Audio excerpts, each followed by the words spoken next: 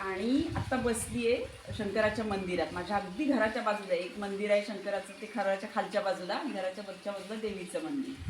आणि मी जिच्यासोबत बसली ती काकू आहे, म्हणजे इथले देवीचं सगळं पूजा जे करणारे आहेत, तर ती लिंगायत आहेत.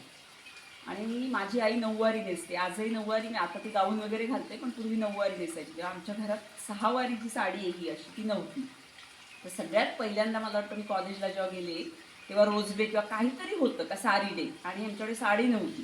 तर सगळ्यात पहिली साडी कोणी दिली असेल तर ह्या काकूने दिलेली आहे. आणि तिच्याकडे काय असायचं तेव्हा, खूप पैसे कोणाकडे होते किंवा साड्या भरपूर कपाटात होत्या किंवा असं काहीच नाही. तिच्याकडे जी साडी होती त्यातली एक साडी तिने मला नेसायला, ब्लाऊज आणि नेसवायची कशी हे पण शिकवलं होतं. तर म्हणून म्हटलं आज तिच्यासोबत व्हिडिओ करूया. माझंही मी आले की प्रत्येक वेळेला तिला वर्षातून एक साडी तिला देते. आणि इतकं छान वाटतं. आता पण तिला तिच्यासाठी साडी आणलेली आहे, जसं मी माझ्या भाऊजाईसाठी आणलेली आहे तशी.